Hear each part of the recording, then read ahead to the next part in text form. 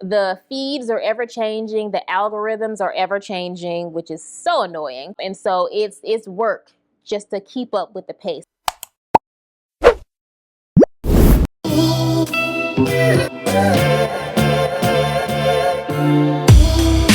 Hey, welcome back. Now, y'all already know what it is. We're here for a good time, not a long time. So let's jump right into it. If you're new here, my name is Nadia. I'm the owner of Click Pop Studio, and we are a colorfully loud creative agency for bold brands. And today we're going to be talking about the truth when it comes to running your own photography business and what they don't tell you. Now, we've got a lot to cover, so let's jump right into it. Okay, so I have learned a lot through my 10-year journey of photography. And let me tell you, I have learned so many things. So many things that were just not explained to me, that were not discussed. I just was not prepared for. And I'm gonna run down a list of things that I have found that nobody told me about, that I had to quickly learn how to master my skill set or educate myself on during this process of owning my own photography business, but specializing in product photography. Now, number one on my list is marketing. Now, no one really told me that I needed to learn about marketing, because when I was coming up, it was all about social media, posting on social media, posting every day, staying consistent, and people will find you.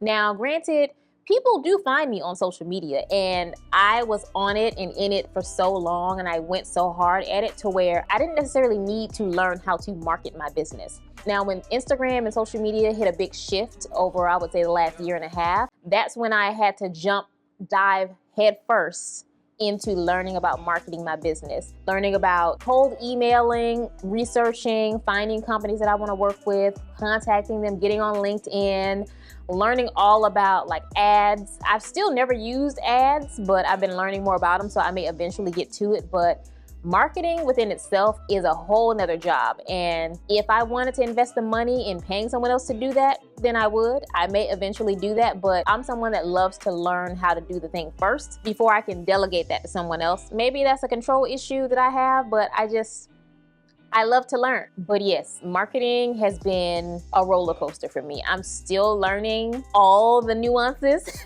but I'm having a lot of fun along the way, but it is still a lot of work. Number two on my list is communication.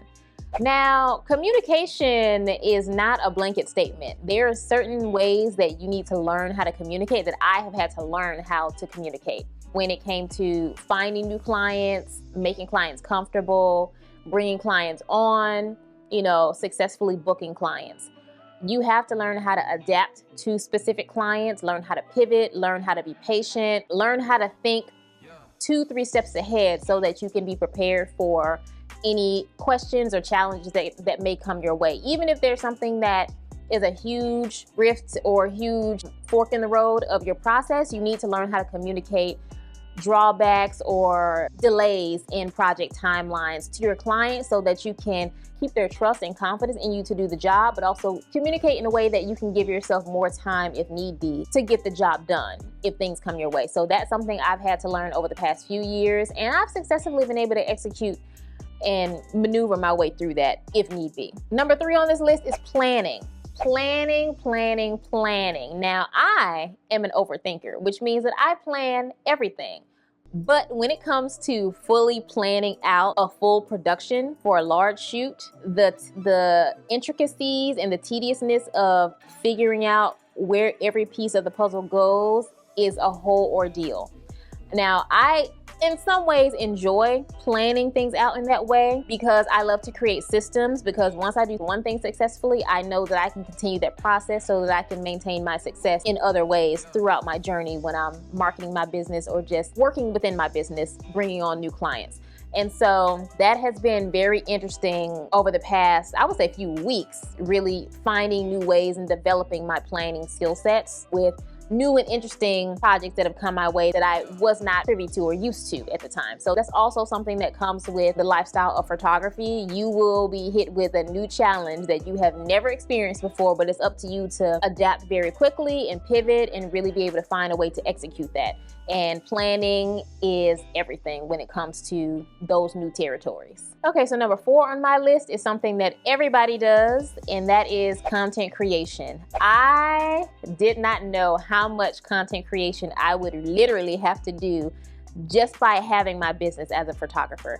Now, I would love in a perfect world just to produce my work, have my website updated constantly, and never have to really be on social media for business, but that's not the case. The feeds are ever changing, the algorithms are ever changing, which is so annoying. And so it's work just to keep up with the pace. Now, I have stepped away a little bit from social media because it's just too exhausting, and I've been finding other ways to market my business, be it slow marketing, creating blog posts, jumping on a Pinterest and seeing what that's about, creating YouTube videos to create a form of education that helps y'all and also helps me so that we can build a community together. But being in that rat race of constantly creating, constantly posting, I don't know how the youth do it, but me as a millennial, it's exhausting. But it has helped me to stay on my toes and to stay creative thus far, so I do appreciate it for that. But the amount of content creation that I was not prepared for having to do within this business is insane.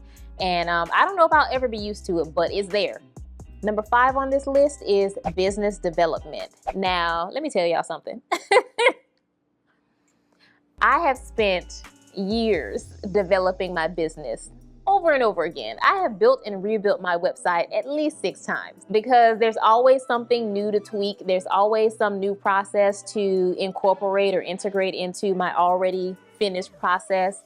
And I can confidently say that you're never really done developing your business. There's always something new. And the changes that I've made over the years have been for the better, but there is no ceiling when it comes to creating the perfect business. I don't think that even exists, but there are just so many ways that you can improve upon your process, you can improve upon the client experience, and you can improve upon your marketing, all within your business development. And so I feel like I'm in a space now to where if I want to branch off and further push my education, with YouTube and everything else, then I now know of a simpler process to do that because I've spent so much time cultivating the development of my business. And that is a lot of work. It's a lot of tedious, unsexy work, but it is work nonetheless. And I'm very happy with the progress of my website as well as my organization when it comes to even developing these videos. It has been a long journey that I was not prepared for, but I made it through and I'm here.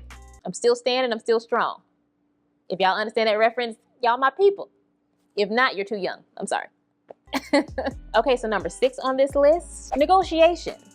Now, I had no idea how much I would have to learn when it came to really negotiating my prices, negotiating my pitches, just negotiating projects and processes within my projects all at the same time. There's a lot of communication that comes into play, of course, with negotiations, but the trick of the trade is really trying to figure out how you can get what you really want, what you're comfortable with, while also making sure that the client gets what they're comfortable with.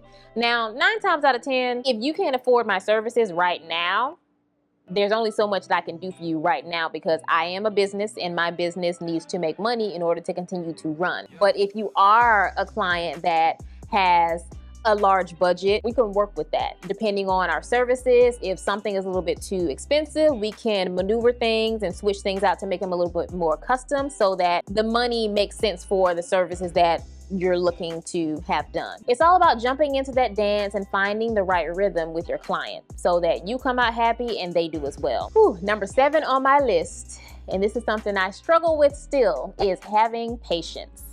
Patience is the key. Having patience, baby. Ooh, in a service-based business, you have to deal with a lot of personalities. Now, because I'm more product-based, I don't have to deal with as many personalities as I did when I was more portrait photography-based, meaning people to people, face-to-face, business to business. That was a whole other ordeal, and I learned very quickly. I'm a people person, but I'm not that much of a people person. My energy, my battery runs very low very quickly, and keeping my energy up, maintaining my rapport, keeping things, I was just drained the entire time, all the time after shoot. So I found my happy place in products. Now, I still communicate back and forth with clients. It's not as much as it would be if I was literally having someone in my studio photographing them and they're the ones paying for it, if you understand. But yes, patience is the key. You know, you can't control everything. And I'm talking to myself as an overthinker, because me being an overthinker, I like to try to plan for every scenario possible. And when something does not go my way, in the past, I would freak out because I'm like, no, I planned for this. But you can't control everything. And so having patience and knowing that what happens, happens, as long as you are covering the bases and sticking to your regimens, your processes. If things go awry, let it be what it is and learn to pivot. And I've learned to do that throughout my journey as a photographer, throughout my journey as a business owner, and it has only helped to further my skill set as a person in general. I'm a lot more chill when things don't go my way or when things go awry. You know, I don't panic as much, which is very interesting, because typically you would think that that would stress me out more because I am the sole business owner. But learning patience, practicing patience, and just having patience in general day to day is something that I did not think about when owning a business, and I didn't think that I would need to further develop that. But I have thus far, and it has definitely done a great deal to my service in this industry. Ooh, child, but it's still an everyday job. And lastly, on my list, number 8, is education. I was not prepared for, number one, the amount of education that I would need, as well as the amount of education I would have to give to clientele.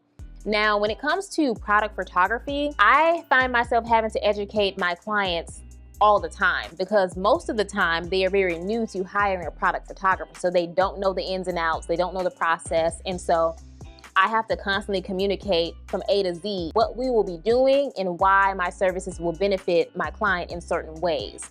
And so throughout that journey of educating my clients and developing my communication skills, I found a love for educating other photographers on the business side of photography. And that's so funny, because I never ever saw myself being any kind of teacher. I was not a huge fan of school, but I made it through, as we all did, you know. If you're still going through it, bless you. But yeah, like I always had a thirst for knowledge, but I was also very shy, and like public speaking always kind of freaked me out.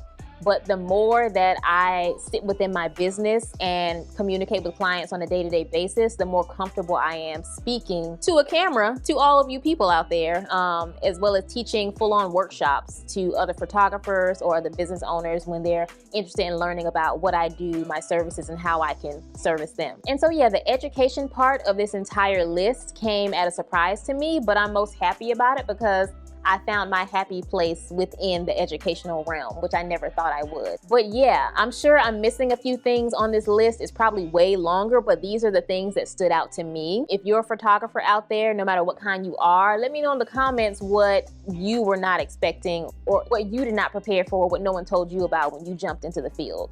I would love to discuss this below. Okay, y'all, and that's all for now. If you like this video, please like this video. Please subscribe. Join our community of creatives. I post on a weekly basis, and my videos span across education as well as behind the scenes, showcasing how I style and photograph products in general. If you're looking for something specific within what I produce on this channel, just let me know in the comments.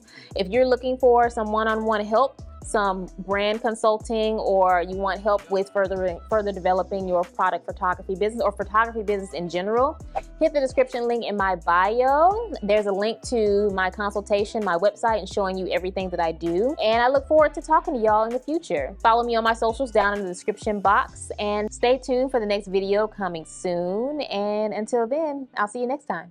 Bye.